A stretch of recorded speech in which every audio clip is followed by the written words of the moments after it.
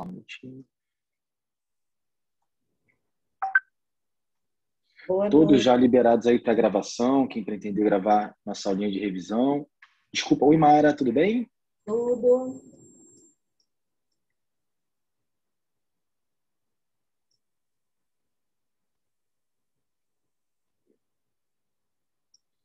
É engraçado, eu não estou ouvindo a Mara aqui nos participantes, eu escutei sua voz. Olha, eu estou com um problemão no meu e-mail. Estava tão lotado que eu já dei uma limpa nele, mas nem assim ele desbloqueia. E aí eu tive que fazer um outro e-mail e isso está me dando uma confusão danada, porque eu me cadastrei com e-mail, olha, está uma loucura. Faz parte, faz parte. E eu não tenho muita habilidade com essas tecnologias, por absoluta falta de paciência.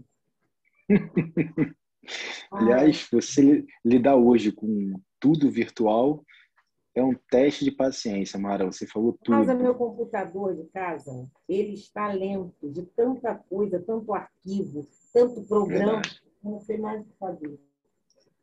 é verdade. Essa modalidade virtual que nós fomos obrigados a aderir, ela acabou pegando a gente de surpresa, principalmente no que tange a tecnologia dos nossos Sim, aparelhos, seja notebooks, smartphones, tablets. E confesso que todos nós estamos com esse problema, né? De eu sou memória já obrigada a praticamente trabalhar esgotada. com o É notebook, verdade. não. Eu gosto de trabalhar com o meu computador, que tem uma memória boa, até uma máquina boa. Mas o excesso de programas e de arquivos que você vai colocando, não tem máquina que aguente, né? Haja HD. Sim, sim. É verdade. E às vezes não é nem só o espaço físico no hardware, né? Na verdade, tem a questão do processador, ele acaba ficando um pouco comprometido com Verdade. tantos aplicativos em execução nos Isso. nossos computadores, telefones, enfim. Hoje mesmo, eu me recordo quando ano passado eu fui comprar um telefone novo, eu nunca tinha ligado para essas coisas de memória, de armazenamento, até porque eu não sou muito de tirar foto, enfim. E quando eu fui comprar o meu atual telefone no ano passado, eu já fui preocupado com uma memória alta. Aí eu já pedi uma memória que eu nunca tinha comprado anteriormente. Agora eu percebo o quanto é importante ter um HD, né, bem complexo. Para computador eu sempre tive por conta de meus arquivos pessoais, de processos em PDF, mas telefone eu nunca tinha ligado para isso. Meu próprio tablet, eu nem uso a memória dele, porque quando eu comprei, ele realmente também não precisava me dar esse suporte ao meu telefone. Eu já comprei com uma memória bem significativa. Mas, enfim, meus amigos, vamos lá para o que nos interessa hoje. É exatamente o que falou aqui, Cristiano, exatamente. Muitos aplicativos rodando em segundo plano.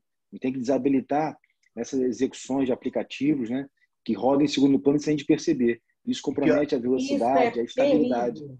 É pior que são verdade. aplicativos essenciais, né? Porque roda o banco, roda o WhatsApp, roda o Instagram, porque tudo isso Verdade. roda para te dar informação. O banco não tem como cortar, que se alguém usar teu cartão, tem que ver que se usou ou não. Sim, O sim. WhatsApp tá ali que quer as informações.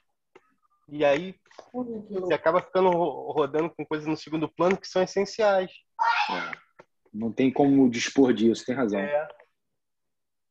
Bom, vamos então ao que nos interessa de fato aqui, meus amigos. Vou, nesse momento, dar início aí à nossa aula de revisão para a segunda avaliação de Direito Processual do Trabalho. Vamos aí bater um papo rapidamente sobre aquilo que vai cair na prova e depois eu vou ponto a ponto orientando vocês aquilo que for mais, vamos dizer assim, mais interessante para vocês anotarem, para deixarem aí já à disposição para a semana que vem na nossa prova do dia 2 de julho, salvo me engano, na próxima sexta-feira. Bom, como vocês viram aqui e já devem ter recebido pela notificação do Google Classroom, nós temos aqui como conteúdo da segunda avaliação não todo aquele material que nós utilizamos desde a primeira avaliação. Obviamente, o que caiu na primeira avaliação não será objeto de cobrança nesta segunda e nem todo o conteúdo programático, uma vez que é um semestre muito extenso para vocês. A gente sabe aí o quanto vocês estão esgotados, tanto mental quanto fisicamente, nessa reta final e rumo aí, né, Sara?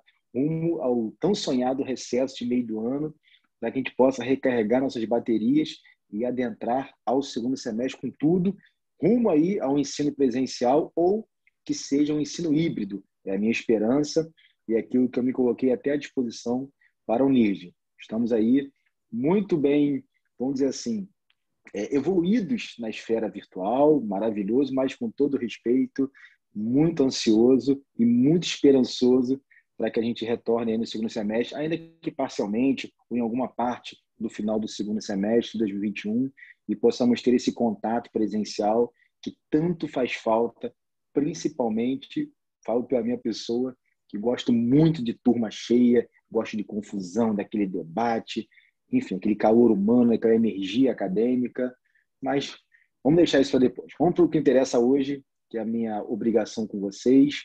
Vamos falar sobre a nossa segunda avaliação.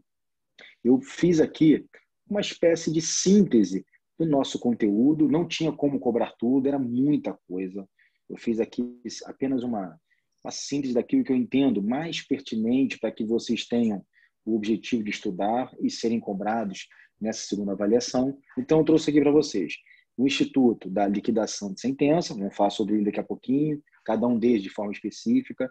Então, a liquidação de sentença é aquele instituto pelo qual o processo do trabalho, após uma sentença definitiva, condenatória, transitada em julgado, ela não possui a quantia devida. Então, precisamos analisar como funciona esse procedimento de liquidação de sentença no processo de trabalho. Depois veremos uma série de recursos trabalhistas. O recurso ordinário, que é o primeiro recurso em face de uma decisão, uma sentença, tanto terminativa quanto definitiva, e que pretende a revisão, o reexame de fatos e provas. Temos o recurso de revista, que é aquele recurso de natureza extraordinária, um recurso que não vai mais fazer reexame de fatos e provas, mas tão somente questões de direito e questões que tenham uma repercussão em face de outros trabalhadores, outros empregadores. Temos o agravo de petição, que é o recurso cabível em face das decisões durante a fase de execução do processo do trabalho. Veremos aí os embargos de declaração, que seriam, na verdade, a medida em face de uma decisão, no caso do processo de trabalho, de uma sentença omissa, obscura, contraditória ou que apresente algum erro material. Temos o agravo de instrumento, que eu pulei aqui equivocadamente, agravo de instrumento, que no processo civil tem uma aplicação em face de decisões interlocutórias, mas no processo de trabalho, o agravo de instrumento tem apenas a função e o objetivo de destrancar um recurso, ou seja, dar seguimento a um recurso que foi julgado inadmissível. E para finalizar, vamos falar sobre os embargos de terceiro, que conforme está escrito aqui na nossa estipulação da revisão, né? Ele não tem previsão na CLT, e sim no Código de Processo Civil, é um procedimento especial do CPC, previsto lá no artigo 674, e vamos dialogar sobre tais embargos, uma vez que ocorre muitas oportunidades de processos trabalhistas, onde poderá haver uma ameaça de constrição ou a própria constrição de um bem, de um patrimônio que pertença a um terceiro que não faz parte nem da relação do direito contratual material, bem como da relação processual trabalhista. Enfim, vamos agora, ponto a ponto, passar para vocês os principais tópicos e aquilo que vocês deverão ter mais atenção para o dia da nossa segunda avaliação, semana que vem, no dia 2 de julho. E, só ressaltando, que a nossa avaliação estará disponível das 19 horas às 22 da próxima sexta-feira. E fiquei aí incumbido com esse desfecho da semana, vamos dizer assim, dessa semana que provoca tanta ansiedade, né? Que é a semana da segunda avaliação. Vamos ver lá como é que vai dar tudo certo. Esse é o grande propósito. Deixa eu ver, tem alguns colegas entrando aqui. Bom, então, começando a nossa revisão para a segunda avaliação, vamos falar agora de liquidação de sentença. Eu vou compartilhar com vocês a legislação para que facilite o nosso entendimento e eu possa apontar a vocês, principalmente, aquilo que deverão ter mais atenção na semana que vem. Vamos lá. Vou fazer aqui uma relembrança para vocês, apontar algumas questões mais importantes, mas fique à vontade, caso entenda necessário, para me interromper e não ficar nada mal explicado. Bom, o artigo 879 da CLT, ele diz que, no caso da sentença ser ilíquida, a sentença ilíquida é aquela que não tem a quantia devida. E, obviamente, uma sentença exequenda. O que é uma sentença exequenda? É uma sentença que precisa de um cumprimento judicial para dar efetividade. Por exemplo, a empresa é condenada a pagar uma rescisão contratual trabalhista de R$20 mil. Existe lá o trânsito em julgado, é uma sentença condenatória, mas o réu, devedor, reclamada, né, a empresa que contratou aquele trabalhador, ela não cumpre a decisão. E aí precisa-se iniciar o procedimento executivo para fazer com que essa empresa pague ao credor, trabalhador, reclamante, autor daquela ação. Ora, você tem lá R$20 mil, foi a sentença, perfeito. Mas e se a sentença for tão somente a obrigação do empregador em quitar as verbas rescisórias, mas não especificar os valores? É uma sentença que não traz o quê? A quantia devida. E para isso se faz necessário o quê? Este procedimento anterior ao início da execução, embora muitos doutrinadores entendem que esse procedimento de liquidação de sentença pertença à execução, eu discordo. Uma vez que a execução ela se dá na medida que existe um título exigível e o inadimplemento do devedor. Bom, inadimplemento do devedor, perfeito, a sentença tentou julgado, mas não cumpriu a decisão. Ótimo. Mas o título ser exigível ainda não aconteceu, porque o título judicial, a sentença judicial condenatória transitada em julgado, ela só terá essa possível exigibilidade quando você transformá-la em valor devido, quantia devida. E para isso é necessário o quê? Este procedimento de liquidação de sentença, que muitos doutrinadores, e eu acompanho essa parte, entendem como uma fase pré-execução do processo do trabalho. Uma fase que fica ali, naquele limbo, naquele ato entre o trânsito em julgado de uma sentença condenatória, mais ilíquida, e o início da fase executiva. Bom, mas, por favor, não estaria errado caso fosse apontado na prova como uma fase aí pertencente ao procedimento de execução do processo de trabalho. Então, vamos lá. Esta liquidação de sentença, ela pode ser... Desculpa, pessoal, que o meu filhinho de 4 passos está latindo pra caramba aqui, me perdoe. E aí, esta liquidação de sentença, ela se dará em 3 formas: por cálculos, por arbitramento ou por artigos. Quais seriam essas diferenças? A liquidação por cálculos é aquela onde simples cálculos de atualizações conseguem levar ao conhecimento do juízo o que é a sentença e transformá-la em líquida. Já a liquidação por arbitramento, ela se faz necessária através de um laudo técnico. Por exemplo, o juiz ele condenou a empresa a pagar um adicional de insalubridade para o autor da ação. Mas ele não disse se a insalubridade era mínima, média ou máxima. Então, esta liquidação de sentença vai depender o quê? Por exemplo, de um engenheiro ou de um médico do trabalho que possa atestar o grau mínimo, 10%, médio, 20%, o máximo, 40% sobre o salário mínimo regional. Então, vocês percebam que toda vez que se falar de liquidação por arbitramento, vocês podem entender que se fará necessária a presença de um laudo técnico para conseguir traduzir em valores aquela sentença. E esse laudo técnico também poderá ser elaborado por um contador, um responsável contábil, desde que os cálculos sejam de natureza tão intensas, tão complexas, que se faça necessária a presença de um perito aí, de um técnico, um contador. E a por artigos seria aquela liquidação onde, teoricamente, você tenha a intenção de trazer um fato novo, mas não é um fato novo que não tenha sido investigado pela sentença, até porque já houve o trânsito em julgado. Você não pode, na liquidação de sentença, trazer fatos novos e modificar o entendimento do Poder Judiciário naquela sentença definitiva. Mas seria um fato que talvez tenha sido incompletamente investigado naquela sentença judicial. Vou dar um exemplo clássico aqui. Nosso país tem muitos feriados, municipais, estaduais, nacionais.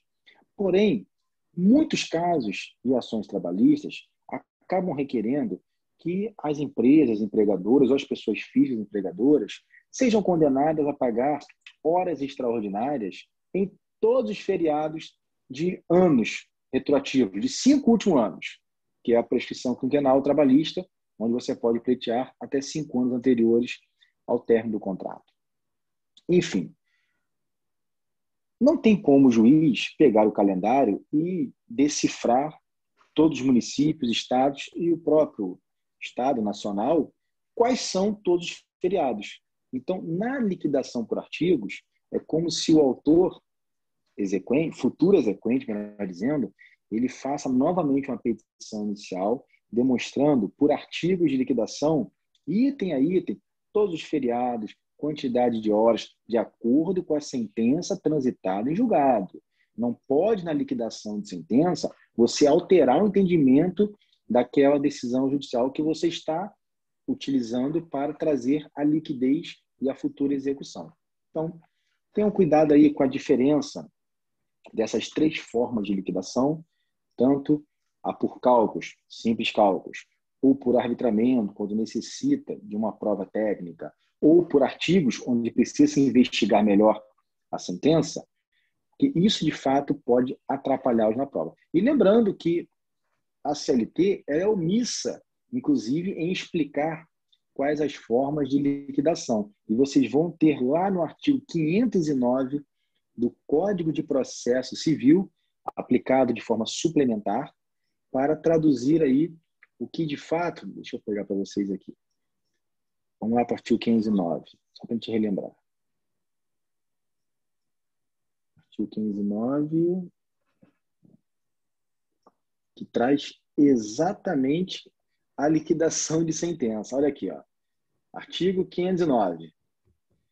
Quando a sentença condenar ao pagamento de quantia devida, proceder-se-á a sua liquidação, a requerimento do credor ou do devedor. Nesse caso específico aqui, será sempre a requerimento no processo de trabalho do credor. E qual seria a forma de liquidação? Você tem que adivinhar? Não.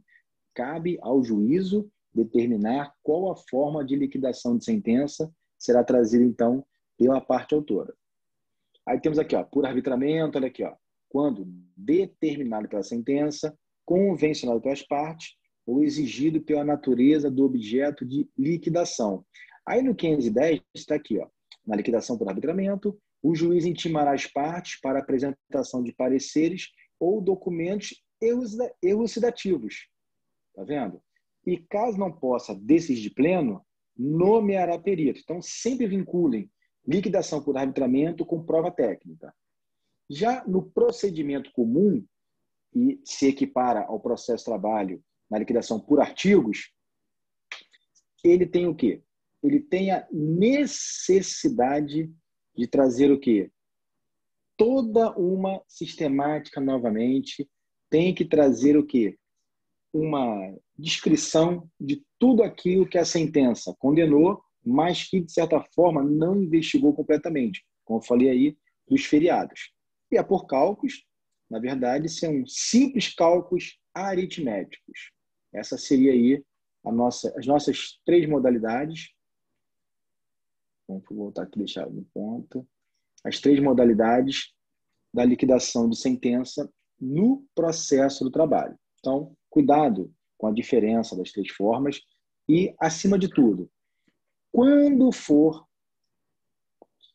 elaborada a conta, na liquidação de sentença também admite-se o contraditório. Em que sentido? O reclamante, autor, futuro exequente, ele traz lá sua planilha de cálculos. O juízo, quando receber, ele vai conceder o quê? Um prazo de até 8 dias úteis, conforme o parágrafo 2º, podem grifar esse parágrafo 2º aí do artigo 879 da CLT, e aí, então, a parte adversa terá este prazo de 8 dias úteis para impugnação dessa planilha de cálculos trazida pela parte reclamante, credora deste processo de trabalho. Mas a impugnação que diz aqui no parágrafo 2º do artigo 879 da CLT não é uma impugnação genérica, mas sim uma impugnação fundamentada. Você tem que trazer uma nova planilha indicando o que está errado na planilha apresentada pelo credor e indicando todos os valores que você esteja discordando, sob pena de, caso você não faça, estar precusa essa possibilidade de impugnação a esses cálculos aí, essa liquidação trazida pela parte credora. Os colegas entrando aqui. Enfim, então, liquidação de sentença, cuidado. Diferenciação das 3 formas e, especial, esse parágrafo 2º que trata do contraditório, da possibilidade de impugnação fundamentada acerca daqueles cálculos entregues pelo credor. Ok?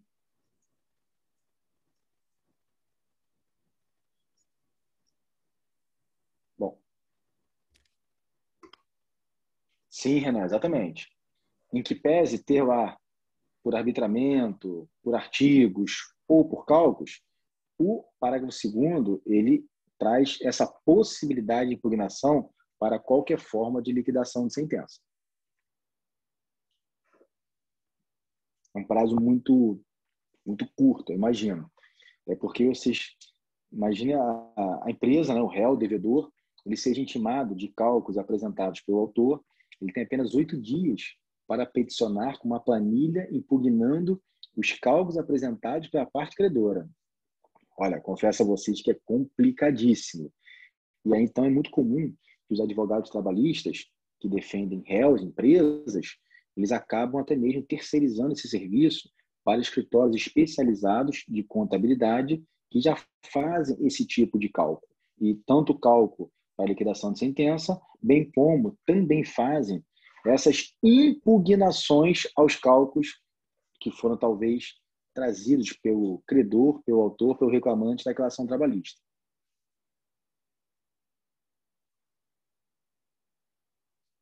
Bom, passada essa fase, então, de liquidação de sentença, vamos pular aqui para o artigo 895 da CLT. Ou seja, o artigo 895 da CLT, ele traz a presença do recurso ordinário do processo do trabalho. O recurso ordinário é o cabível em face das decisões em sentença, sejam elas terminativas, aquelas sentenças que não apreciam mérito, conforme ao artigo 485 do Código de Processo Civil, as sentenças definitivas que fazem resolução de mérito, previstas lá no artigo 487 do Código de Processo Civil, e esse recurso tem como, vamos dizer assim, objeto levar aquela matéria de direito e todos os fatos e provas para uma instância superior reanalisar. Então, podemos entender que o recurso ordinário no processo de trabalho é o recurso similar do processo civil à apelação do artigo 1009 do Código de Processo Civil. Ponto. É mais ou menos uma analogia. Claro que o recurso ordinário ele tem algumas especificidades, como nós vimos aí nas aulas anteriores. Falamos aí, por exemplo, quanto ao prazo. O prazo do recurso ordinário é de 8 dias úteis, enquanto a apelação no processo civil tem o prazo de 15 dias úteis. Então, nesse caso aqui, temos um recurso específico, 8 dias úteis, que será cabível em face de sentenças, onde o processo tiver sua competência originária. Por exemplo, uma ação trabalhista, por exemplo, de uma pessoa física, um trabalhador de uma empresa aqui de Campo Grande, ele vai e distribui uma reclamação trabalhista aqui no município do Rio de Janeiro. A competência territorial das varas de trabalho é município. Perfeito. Como ele é pessoa física, ele faz o quê? O chamado dissídio individual. É a distribuição de uma ação trabalhista aqui no município do Rio de Janeiro. Ótimo. Vai para uma das varas de trabalho aqui do TRT do Rio de Janeiro, são 82 de varas de trabalho, e vamos imaginar que caiu na 20ª vara de trabalho. A 20ª vara de trabalho, depois de todo o procedimento, toda a instrução processual, profere uma sentença definitiva, que julga o mérito. Ótimo. Da publicação da sentença ou da intimação da sentença, as partes começa a contar no prazo de 8 dias úteis. Então, em 8 dias úteis, após a intimação, a ciência daquela sentença definitiva, as partes, todas elas, têm o quê? 8 dias úteis para a interposição do recurso ordinário. E este recurso ordinário, ele vai ser o quê? Remetido para uma instância superior, com o 2º grau de jurisdição, conforme aquele princípio constitucional, duplo grau de jurisdição, onde você tem a garantia no direito processual que pelo menos uma segunda análise sobre aquelas matérias de fato e de direito serão novamente observadas. E aí, então, você vai ao tribunal superior subsequente e esse tribunal vai reexaminar todos os fatos e provas. E isso se o processo, por exemplo, começou na vara de trabalho, foi distribuído na vara de trabalho, será o quê? O Tribunal Regional do Trabalho da primeira região, Rio de Janeiro, que irá receber o quê? O recurso ordinário, apreciar e acolher ou não as razões desse recorrente. Porém, nem todo processo trabalhista ele vai se iniciar, ele vai ser distribuído para uma vara de trabalho. Vocês viram aí que no direito coletivo do trabalho, os sindicatos eles possuem uma função, aliás, 2 funções importantíssimas. A primeira é a negocial, acordo, convenções coletivas de trabalho. A segunda é a representatividade. E essa representatividade dá legitimidade processual ativa para o sindicato, por exemplo, distribuir um dissídio coletivo em nome de uma categoria. Para um sindicato, por exemplo, distribuir uma ação civil pública em nome de uma categoria. E aí, esta ação civil pública, este dissídio coletivo, dependendo da abrangência do sindicato que estiver ali como parte legítima, se for um sindicato de âmbito estadual, não será uma vara de trabalho a competência originária para distribuição desse processo.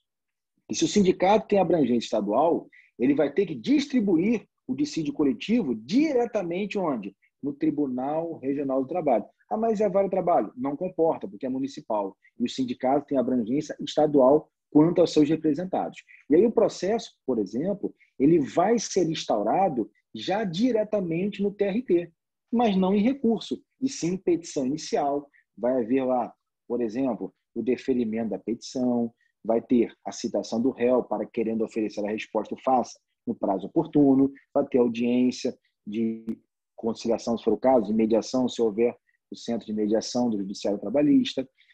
Será designada uma audiência, instrução e julgamento para depoimento das partes, oitiva de testemunhas, provas periciais, se for necessário. E tudo isso que a primeira instância tem como sua atribuição. Então, a primeira instância, cuidado com esse termo, não significa dizer que a primeira instância processual trabalhista seja a vara de trabalho.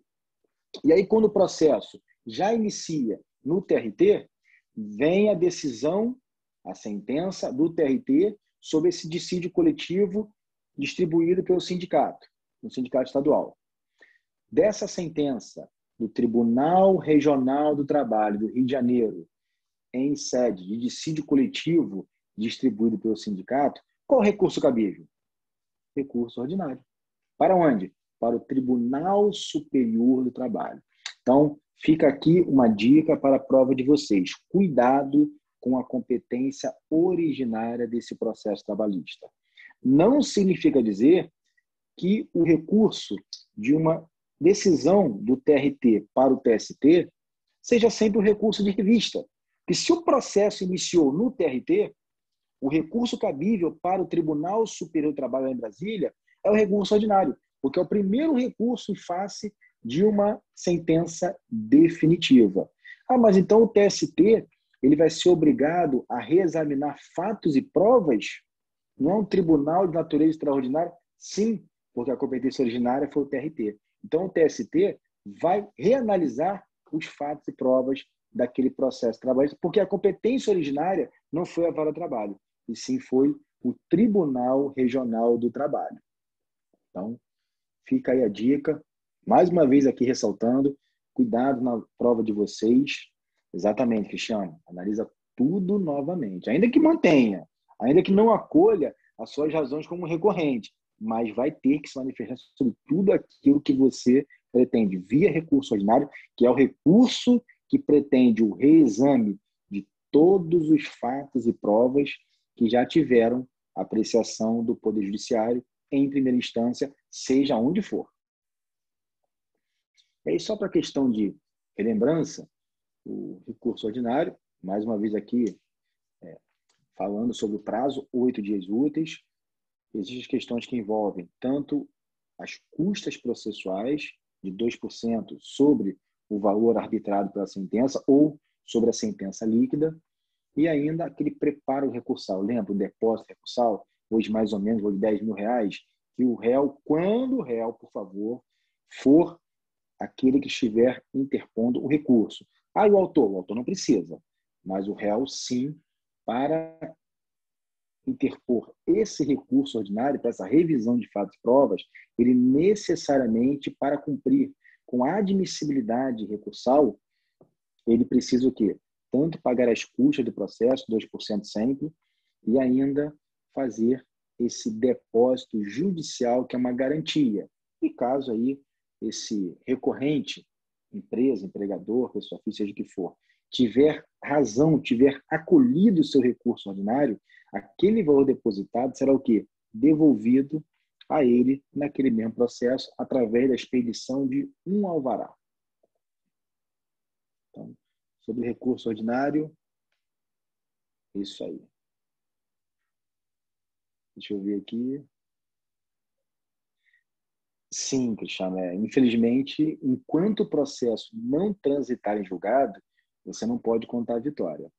E aí é interessante que você aguarde o reexame daqueles fatos e provas, porque, de fato, muitas vezes o juiz, o ACO, ou seja, o juiz da competência originária, ele entende uma forma, mas quando esse processo ele é remetido a uma instância superior e 3 desembargadores, por exemplo, eles fazem uma reanálise de toda aquela celeuma jurídica, todo aquele procedimento que foi realizado, reanalisa depoimentos, provas documentais, testemunhais, até mesmo provas periciais, eles podem sim acolher as razões de quem estiver recorrendo e alterar de maneira legal a sentença. É esse o caráter do recurso. De certa forma, permitir uma segunda análise e evitar aquele sentimento de injustiça que possa ter sido ocasionado por uma sentença em um juízo monocrático.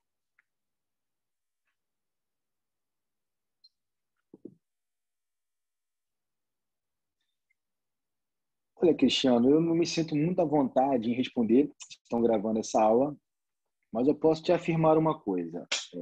Onde existe dinheiro, existe corrupção. Desculpa, professor.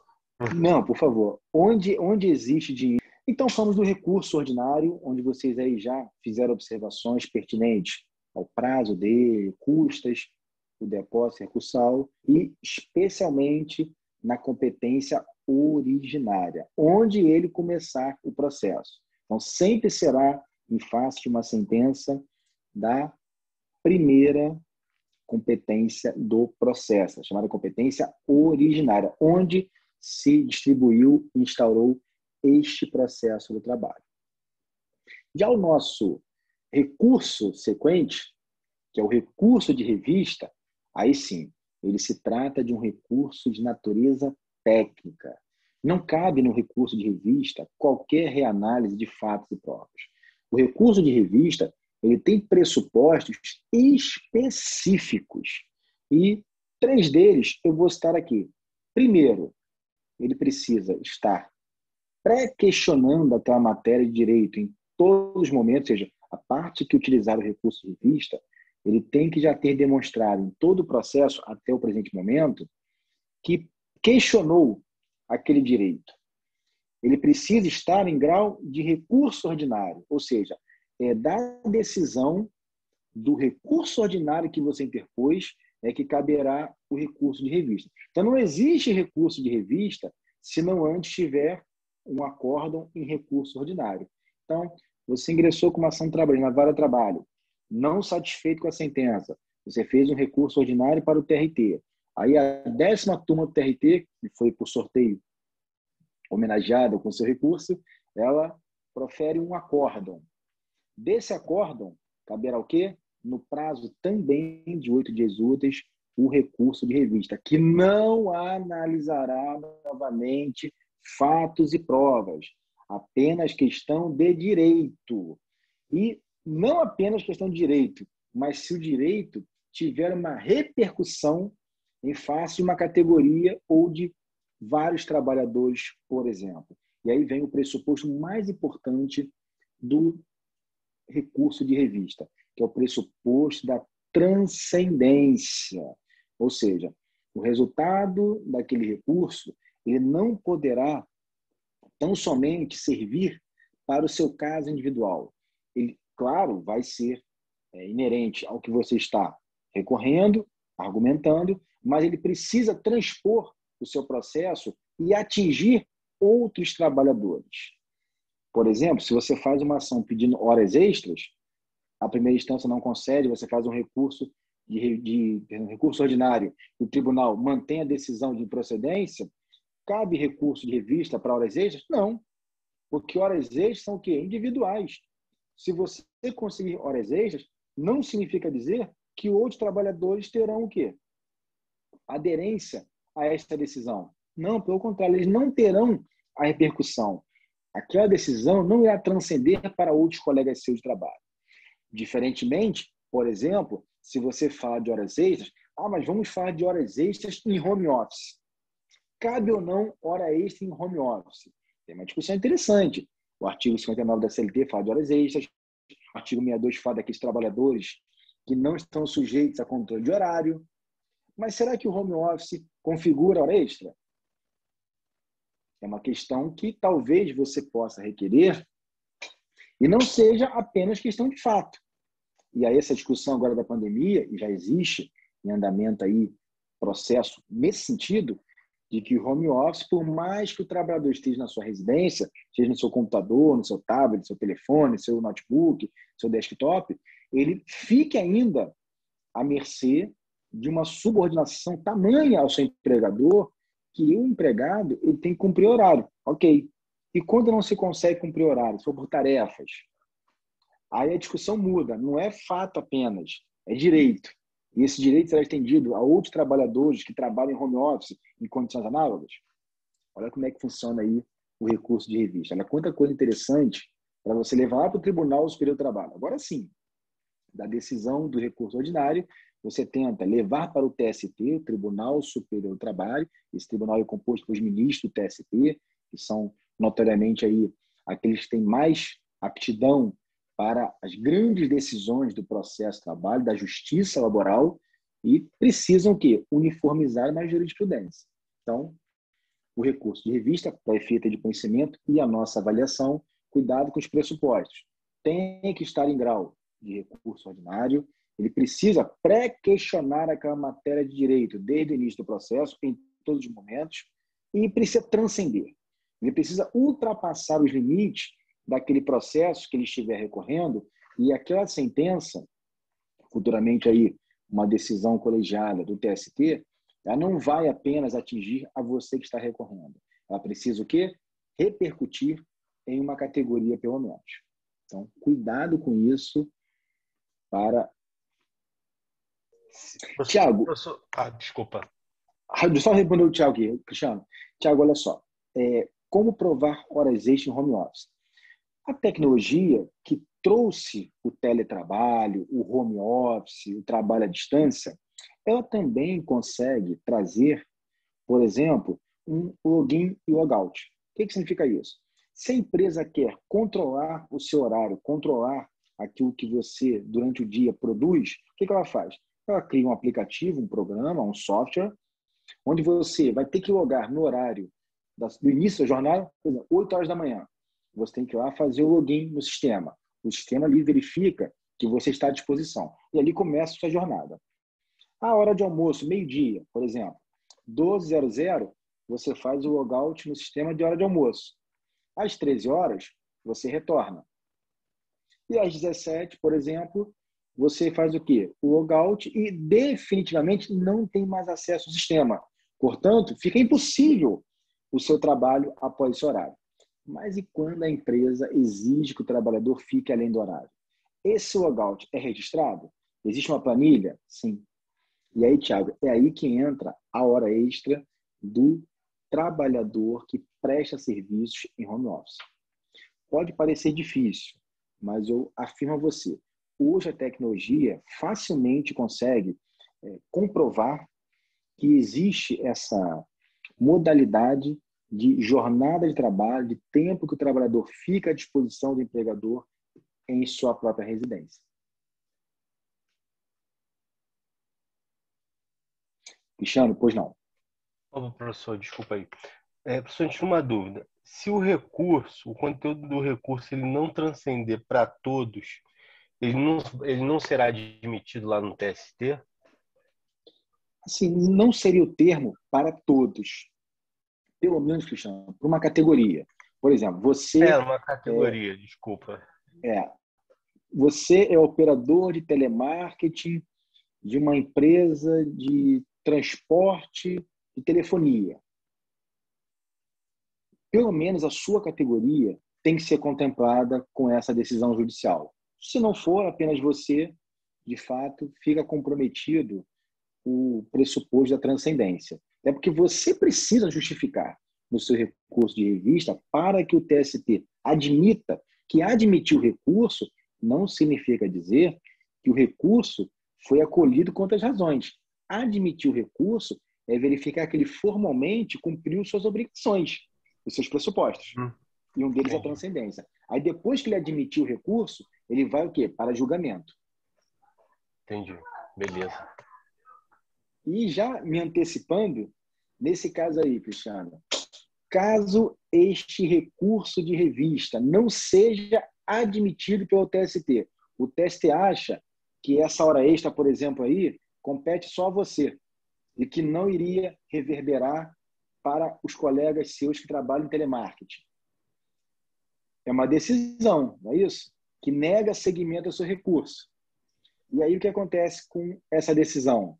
Você vai ter um prazo de 8 dias úteis para o quê? Questionar essa decisão através da interposição de outro recurso, que é o recurso do agravo de instrumento.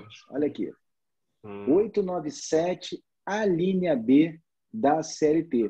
Não tem nada a ver com direito processual civil agora. Lá o agravo de instrumento, ele tem previsão em face de decisão interlocutória. Esquece. Desliga a chavinha, vem processo de trabalho. CLT, artigo 897B. Caso o recurso seja denegado em seu segmento, não seja admitido, não é julgado. É julgado a admissibilidade. Não estou falando das razões do recorrente contra as razões do recorrido. Estou falando apenas se o recurso vai ser admitido, ser apreciado. Dessa decisão que nega o segmento do recurso, cabe o quê? Agravo de instrumento. Prazo de 8 dias úteis. E ainda com um agravante.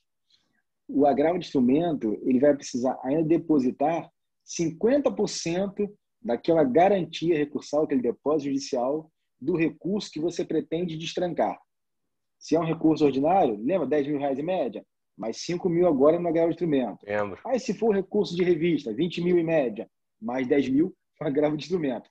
Não sei quando for o empregador. Dependendo do valor da causa, nem vale. Mais fácil pagar logo e pronto.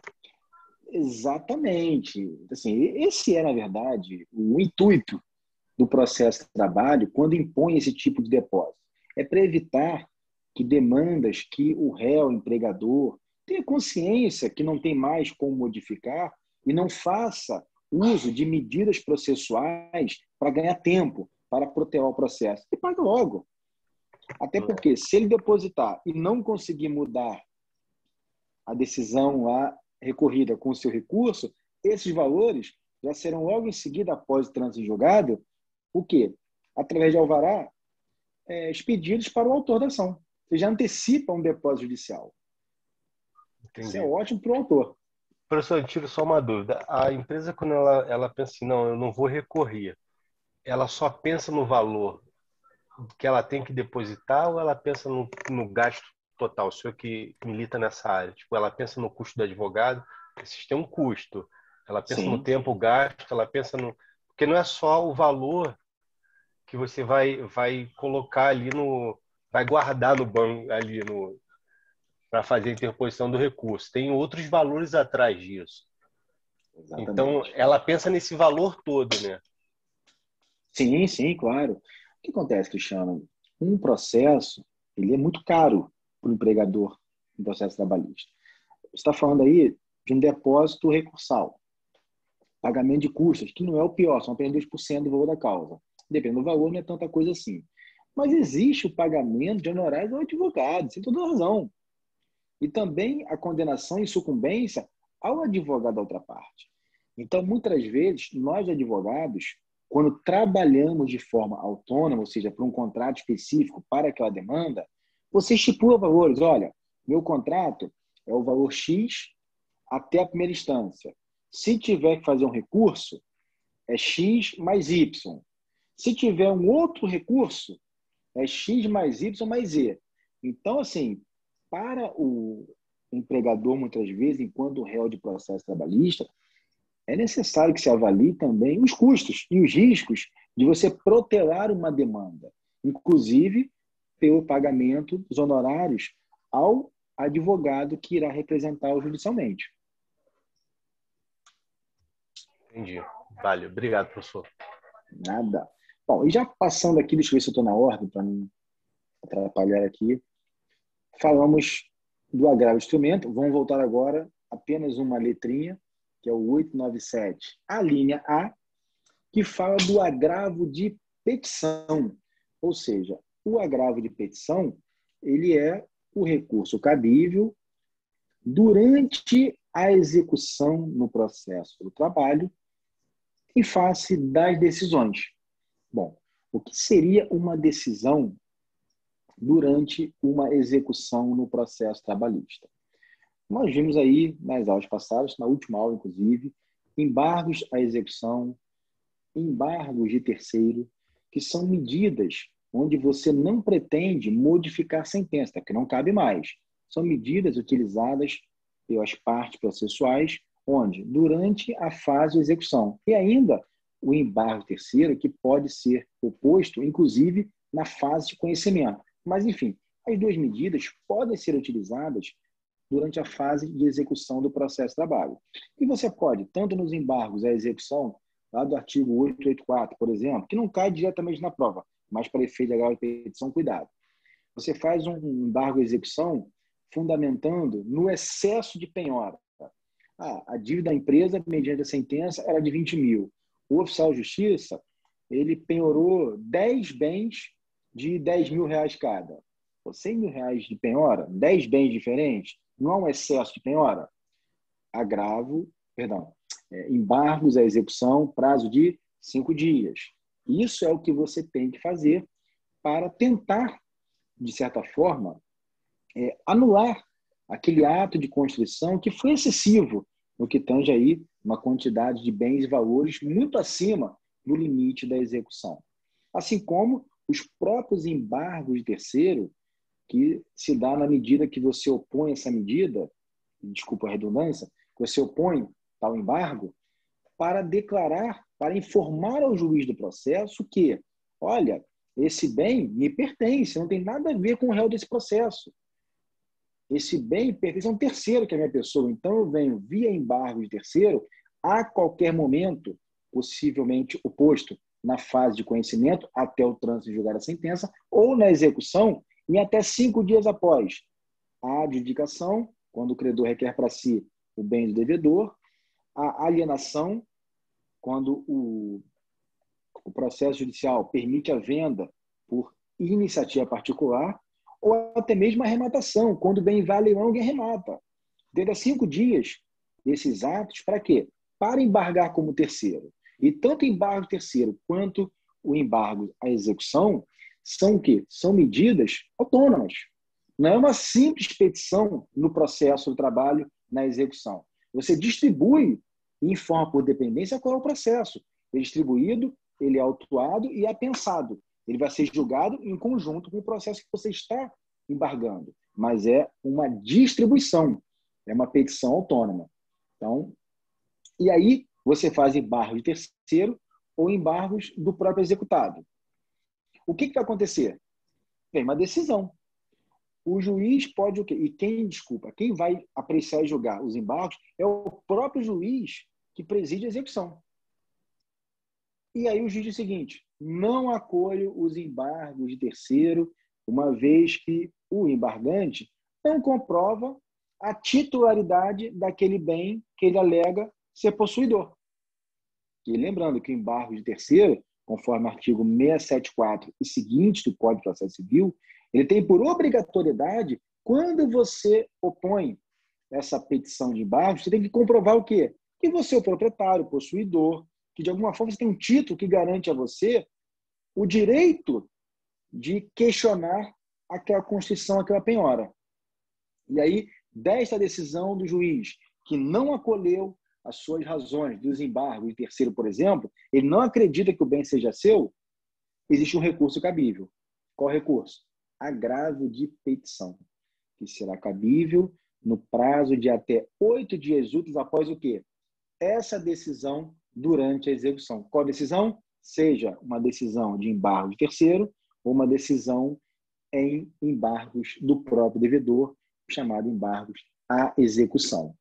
Então, compreenderam aí o agravo de petição, a sua finalidade? E lembrando, no agravo de petição, em que pese ser um recurso, ele também não vai mais questionar a sentença transitada e julgável que está sendo objeto de execução. O agravo de petição tão somente vai questionar aquela decisão que você está argumentando, por exemplo, no caso aí que a gente explicitou do embargo terceiro, só vai questionar em uma outra instância que aquele bem pertence a você e não ao devedor do processo. Ponto final. Nada mais do que isso. Então, eu já misturei tudo aqui, né? O embargo à execução, embargo de terceiro, e já trouxe aí o exemplo do agravo de petição. Então, cuidado com isso. Dessas decisões dos embargos à execução e dos embargos de terceiro, cabe o quê? O recurso de agravo de petição no prazo de até 8 dias úteis nas execuções trabalhistas.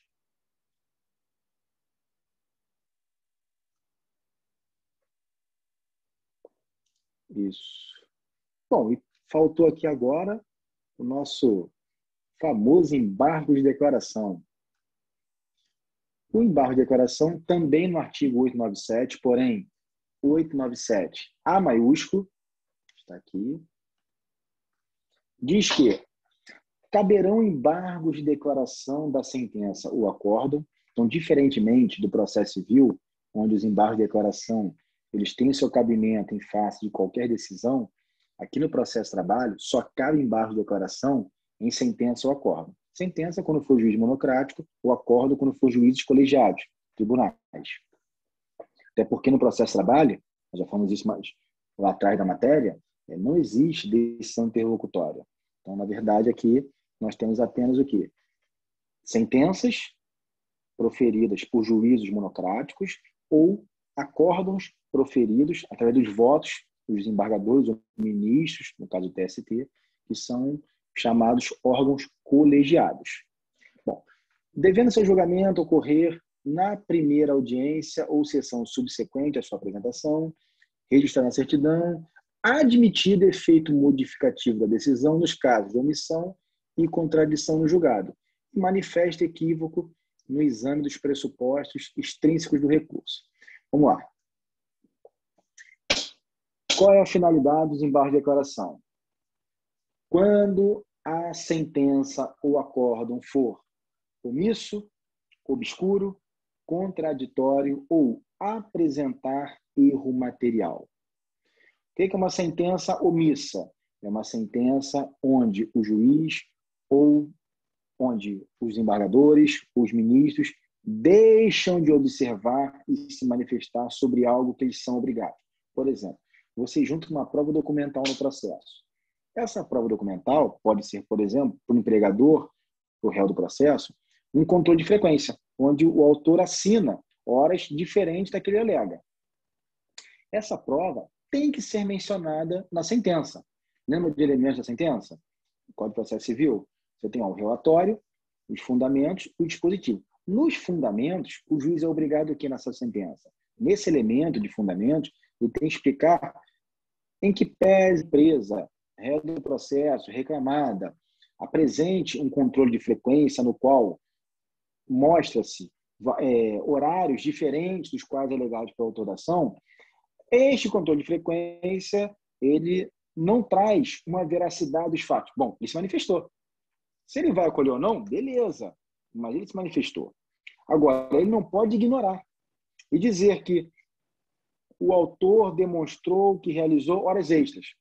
Tá, e cadê a manifestação do juiz sobre o livro, o controle de frequência que você junta na sua peça defensiva? Deixou de fazer.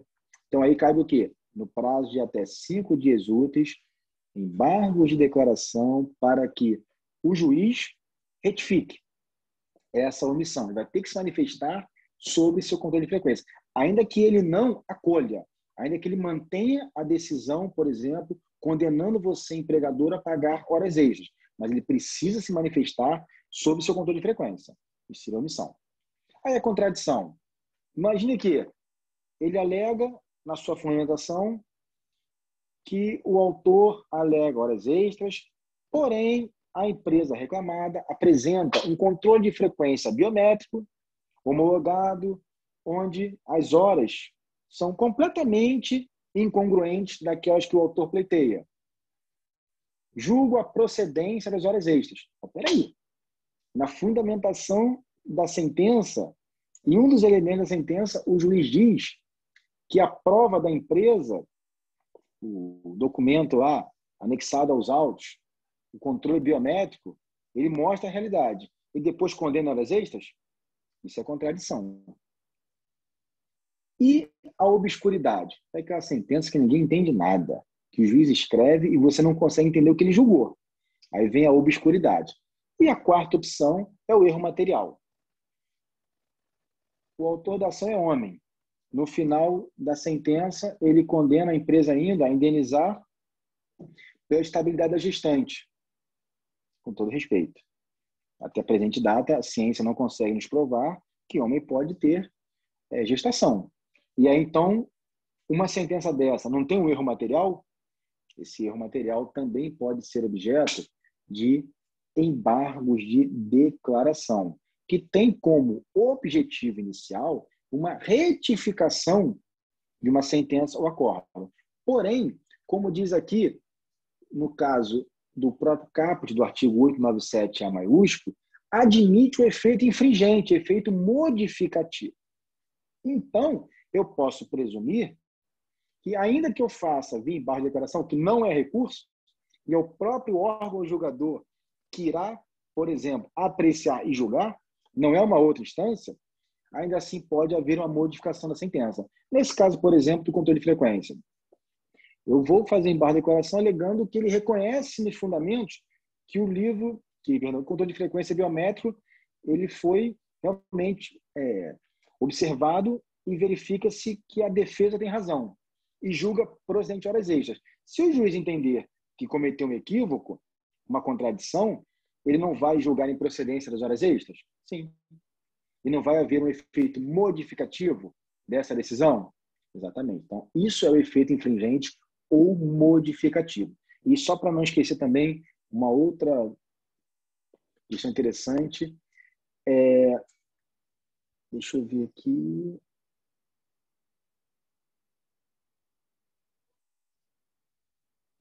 Sobre embargo de declaração, não posso esquecer. Aqui, ó. O parágrafo 3º do artigo 897A maiúsculo. Os embargos de declaração interrompem o prazo para interposição de outros recursos, por qualquer das partes, salvo quando intempestivos, quando você perdeu o prazo, ou for irregular a requisição da parte, não tiver advogado, ou ausente a sua assinatura, chamada petição apógrafa, sem assinatura. O que significa interromper o prazo para a interposição do recurso? Hoje é dia 25 de junho de 2021. Hoje veio, por exemplo, a intimação, a publicação da sentença em Diário Oficial, por exemplo, que você verificou uma contradição. O que você faz? Não vou fazer agora o recurso ordinário, não. Vou fazer embargo de declaração, porque eu tenho 5 dias. Aí o que eu faço? Vou contar 5 dias úteis. Como foi publicada a sentença hoje, começa a contar onde? No primeiro dia útil subsequente, que é segunda-feira. Aí vai contar dia 28, 29, 30, 1º e dia 2. Dia 2 de julho é meu prazo de 5 dias para a oposição dos embargos de declaração. Aí eu faço no dia 2 de julho. Ótimo. Cumpriu o prazo? São tempestivos? Perfeito. Não há preclusão temporal. Ótimo. Eu aguardo, daqui a 30 dias, vem a decisão do próprio órgão julgador, que eu estou embargando por declaração, dizendo que não acolhe meus embargos de declaração. Qual é o meu prazo para o recurso ordinário? E aí? Eu tenho só mais 3 dias, então? Que eu já perdi 5 dias para a oposição dos embargos de declaração? Não. Os embargos de declaração interrompem o prazo. O que é interromper o prazo? É devolver o prazo.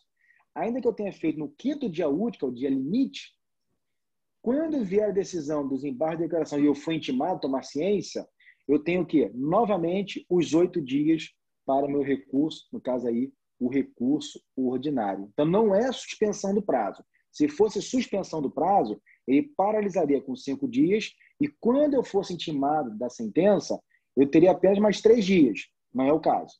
Eu tenho os 8 dias porque é devolvido o prazo e isso configura aqui com o parágrafo 3º do artigo 897A maiúsculo, que é a interrupção do prazo processual trabalhista.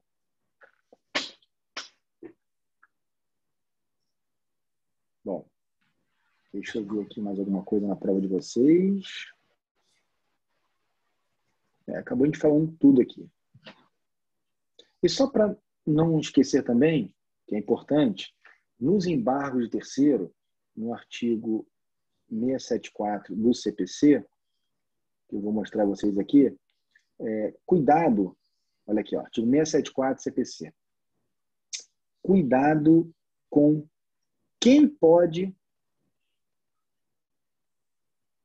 opor os embargos, quem tem a legitimidade processual para oposição dos embargos. Está aqui, ó, parágrafo 1º, 2º, inciso 1 e 2 do Código de Processo Civil. Deixe isso aí bem à vontade para vocês na hora da prova, porque na questão que envolve embargo terceiro, tem aí vamos dizer assim, algo intrínseco à legitimidade para a oposição dos embargos de terceiro.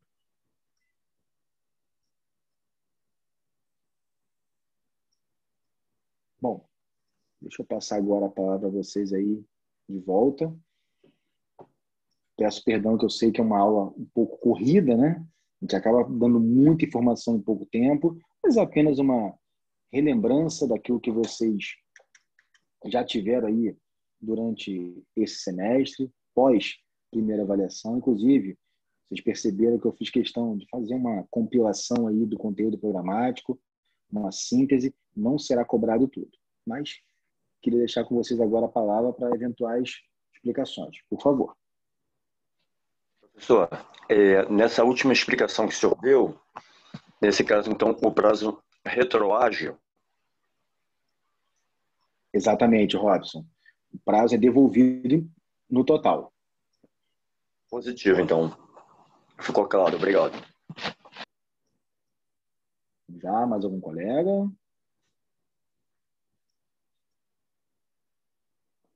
Estão todos aí mesmo? Hoje tem pouca gente, 19 pessoas só. A turma normalmente é mais cheia. Tem muita gente ainda terminando os TEDs. Eu imagino, Mara. Eu tenho certeza disso. Mas que bom que Eu estão ia falar gravando isso a aula. agora. O pessoal deve estar tudo Sara, agarrado fazendo os trabalhos. imagina. O TCC também desgastou muito. O TCC, O- muitos detalhes. Vocês estão na metodologia, né, com a professora Lúcia. Exatamente. Isso. Sim. Então, por exemplo, eu apliquei alguns detalhes lá no projeto, eu tive que refazer. Isso demandou muito tempo. Você tem que se dedicar para os erros e tal, e citação direta e indireta. Algumas normas previstas na BNT eu não cumpri, aí eu tive que refazer. Então, isso gera um desgaste. Mas, graças a Deus, Imagina. graças a Deus. Mas olha, se vocês estão dizendo aí que foi muito desgastante esse semestre por conta desse, não TCC ainda, né, mas essa metodologia de pesquisa, vou informar vocês só um fato. Como eu faço parte da banca efetiva aqui da instituição já há muitos anos do TCC, e eu acabo sendo responsável por uma análise de todos os TCCs, eu tenho apenas arquivado aqui numa turma que eu criei só para receber esses TCCs, eu tenho 140 TCCs completos, cada um em média com 40 páginas para fazer a avaliação. Eita! Oscar. Então, se vocês estão estressados, lembrem que estamos juntos. É verdade. Mas Misturado. à medida que a gente avança, à medida que a gente vai avançando, a gente vai aprofundando na matéria. E a gente vai descobrindo, Sim. vai aprendendo, vai sendo corrigido. Muito legal, muito legal. Sim. Não, é bacana, é bacana. É assim, claro que estou brincando com vocês aqui, é um trabalho realmente árduo. A Sara mandando abrir uma garrafa de vinho, olha, não tenha dúvida, Sara, vai me ajudar muito a ler com mais prazer. Acho que uma vai ser pouca. Talvez Eu algumas. aprendi isso com o Márcio. Aguento logo. Isso aí. É, Isso aí, tem que dar nome. Não guarda dinheiro, não guarda segredo. Ninguém aqui é baú. Aprendi com Mas, ele. enfim. Ele abre um vinho, toma um gin, que tudo melhora. Eu falei, tá bom então. Isso, exatamente. Ó, o Cristiano tá falando que vai enviar 5 para eu corrigir. Tô fora, meu amigo. 5 não. Uma tudo bem. Mas, enfim, que bom que vocês fizeram aí a gravação da aula, até para disponibilizar para os colegas que, de fato, aí tiveram algum problema de trabalho, de tecnologia, ou até mesmo da questão de estar realizando os trabalhos, né? Depois passem para eles, por favor. Vai ser uma prova muito tranquila, vocês fiquem despreocupados. Na sexta-feira que vem eu vou estar online com vocês. Desculpa, Raquel, o exame será presencial? Que exame? A terceira prova? O quê? Eu não entendi. Deve ser a N2. Não, a N2 semana que vem é virtual. O exame seria aquela prova para quem ficou aquém da nota mínima. Estágio, né? Isso. Isso sem contar o trabalho, né? Que o senhor passou em grupo. Isso aí. Vai estar agregando, vai estar somando, né? Pelo amor de Deus, não quero ver ninguém no exame, não. Pelo amor de Deus. Isso, Leandro. Semana que vem, de 19 às 22, com tranquilidade. Lembrando sempre, né?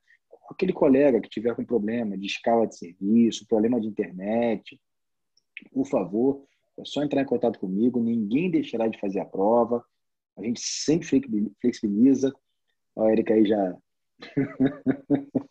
E olha, tem só, antes que eu esqueça, tem que dar uma notícia para vocês. Todos os anos a gente faz vacinação para os advogados da gripe H1N1. Infelizmente não é vacina da Covid ainda, mas todos os anos, aí, há mais de 10 anos, a gente realiza a vacinação dos advogados aqui na OAB de Campo Grande. E nesse ano específico, a gente conseguiu, junto à CAAJ, né, que é a Caixa de Assistência de Advogados aqui do Estado de Janeiro, que pertence à OAB, a vacinação também dos estudantes de direito. Então, a professora Lúcia Baroni até está compartilhando comigo aí para vocês, alunos, mas quero falar com vocês aqui, pessoalmente, virtualmente falando, né, melhor dizendo.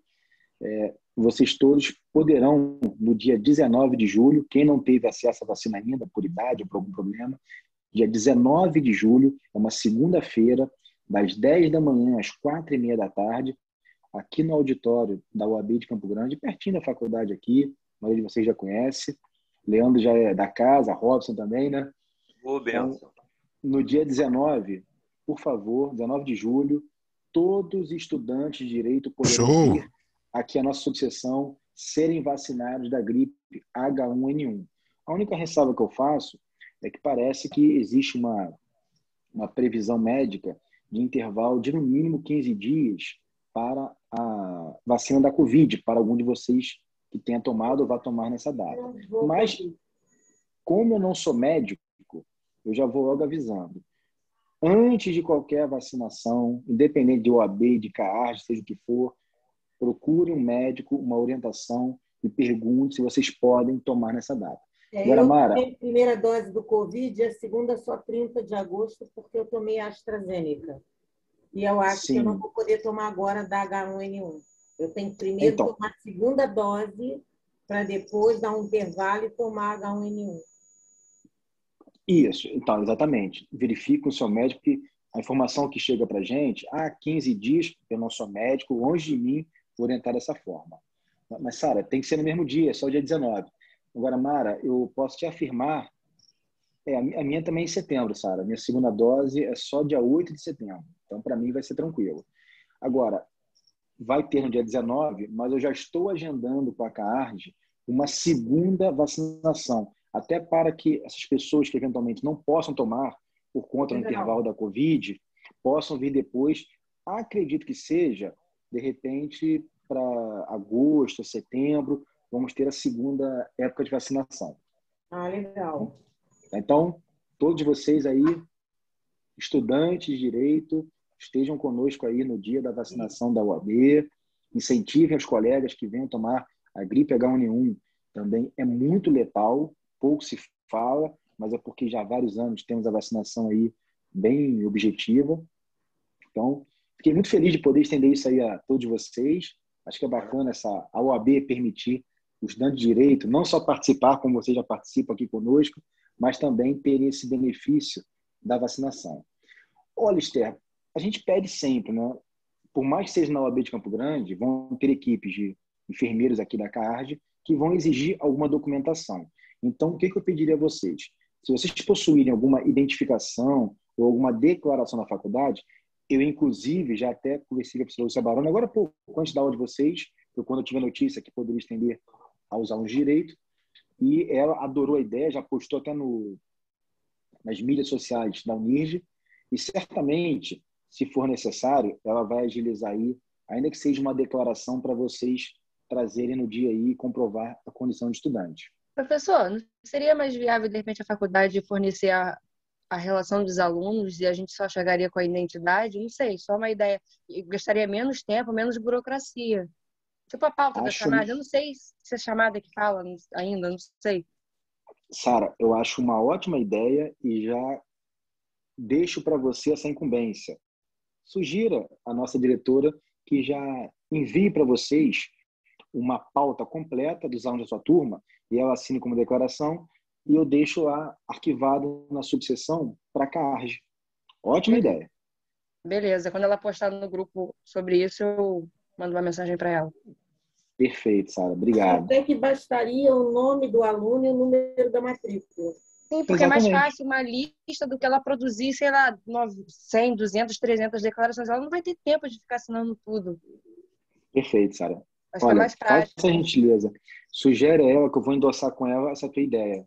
Eu até mencionar, a turma do 7º período sugeriu que você enviasse cada pauta de turma já assinada pela instituição declarando que são alunos. E aí eu deixo arquivado lá na UAB e eu posso informar a CAARD, porque eles têm que fazer por mais que seja a OAB, que eu falei, tem que fazer um registro do nome da pessoa, instituição. A gente formaliza direitinho. Excelente. Beleza, vou falar com ela, passar uma mensagem para ela. Perfeito. Bom, no mais, então, meus amigos, tudo ok, revisão concluída. Semana que vem podemos concluir esse semestre com bastante otimismo, bastante produtividade. Maravilha. Bom final de semana, professor. Perfeito, meu amigo. Então, deixar a todos vocês aí um beijão no coração. Tenham um excelente final de semana, de muitos estudos, de muita tranquilidade e que semana que vem seja uma semana de vitórias para todos vocês. Amém. Fiquem com Deus, se cuidem. Todos, um bom final de semana. Até semana que vem. Beijo, gente. Tchau, tchau. Boa noite. Abraço. Boa noite, professor. Boa noite aos colegas. Um bom final de semana aí para todos. Abraços. Tchau, tchau. Nesse dia 19, se precisar de ajuda, conta comigo. Se eu estiver disponível lá por causa da folga, pode contar comigo. Sim, meu irmão. Não, Com certeza. Vamos registrar esses momentos, né? Vai ser um prazer receber todos vocês lá. Eu estarei lá o dia todo. Maravilha. Quero tirar foto com todos vocês lá para a gente registrar esse momento da interação dos estudantes com a AB de Campo Grande. Show. Combinado? Um abraço. Perfeito. Abraços.